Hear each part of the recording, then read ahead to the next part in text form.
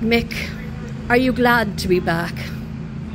Yeah, delighted, obviously. 21 was the final against Meath, and then last year we would have gone after it, trying to, I suppose, give the old soldiers one last run at it, and finished in a very disappointing day in Kerry. So I'm not sure we would have foreseen at the start of the season that we would have been in this position with so much change in the squad. We've probably 16 new members, but the last 7 or 8 weeks there's been incredible learnings, and obviously to get back to this stage of the competition is very pleasing. Did you use the league kind of as a warm-up or a training session really for the championship? I suppose every year you use the league to try and find out what you have, and as regards a warm-up, we had some really tough days. We went away to play Galway and Tuam, and we got it handed to us, and we went out to play Kerry in Tralee, and that wasn't pretty. So there was tough days on the road, and like we had also played Donegal away, and I'm trying to think, Cork away. So we had 4 tough assignments on the road. The Cork game, we were in trouble early days, and then that was a great game of football.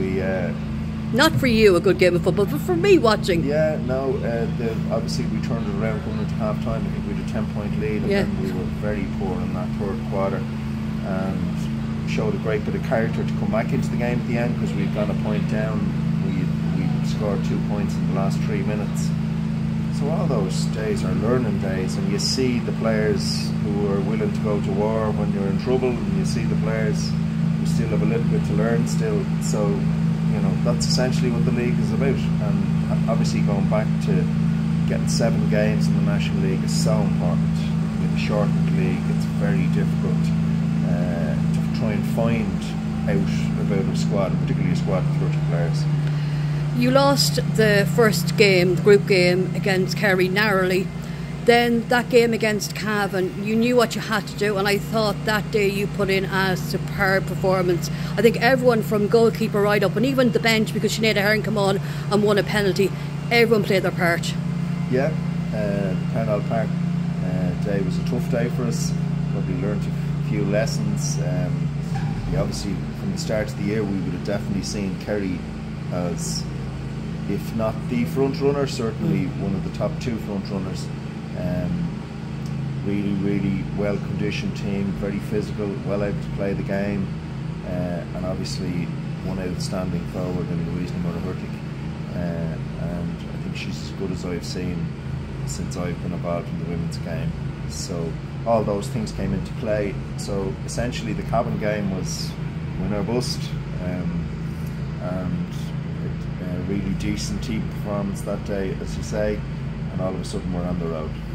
That's exactly it. You mentioned Kerry, they are your opponents. It's a rivalry that goes back in the men's, and now it's going to be a rivalry, I'd say, that will happen over the next couple of years in the ladies. Yeah, you don't know the way these things emerge. Like, I mean, we hadn't played Meath in championship football until 2021, and obviously they went on to win the All-Ireland, and then all of a sudden it became a situation where a rivalry was built up. But there's a little bit of history involved in that from the point of view of the lads' game, and it nearly transfers automatically. So that's unfair, because families are immersed in the game, so they support their boys and their girls the same way. But realistically, we had no history with Meath, and we've, it's been since I've been involved in the women's game since 2017. We've only played Kerry in championship away from this year. We've only played them once, and so that'll just show you. Like, I mean, they're obviously a team who've come strong again. They obviously have a very proud tradition, but long before the time that I was involved with this group. But this team are a really good team. They have huge qualities attached to them, and they're extremely well organised. And to be honest with you, the way they play the game, if we weren't up against them ourselves, we'd be wishing them well. Yeah, and I think both teams, the way you play football, we are in for a very good game of inverted commas football. I would see it that way, absolutely. In recent years, probably some of the teams have come quite defensive, and you know, there's probably a carbon copy of the lads' game, which inadvertently changed again this year. You know, obviously with Dublin Kerry back in the final, it went much and all as defence is important.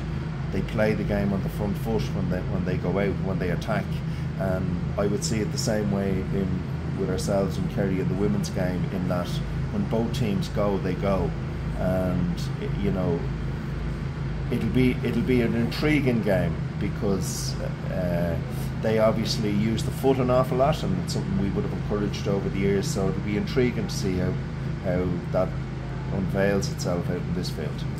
Years ago we had the great Eamon Ryan, Lord of mercy on him. He was the man that done it with Cork. Yourself, in recent years, you've had that success with Dublin. What drives you on to be successful, and having those players year after year? Obviously you had a bit of a gap in the last number of years, but still to get them back to days like Sunday. I suppose the real thing in it is the enjoyment you get from coaching and watching plans unveil. I've been particularly lucky this year. We obviously had to freshen things up ourselves, and you know, we brought in a couple of new people, so our coaching staff have been excellent. But I genuinely would have said this, you know, at the start of the season, our objective was to make this group competitive, and that was it, to get them back, because there was so much change. And you know, it's not just that there was a numerical loss of players, it was the quality of players, the Lindsay Davies, the Sinead Goldricks, you know, Niamh McAvoy's, Noelle Healy's, they have all gone, in the Siobhan McGrath, they've all gone in these last two seasons. So that's been a massive upheaval of quality of footballers, but also of experience.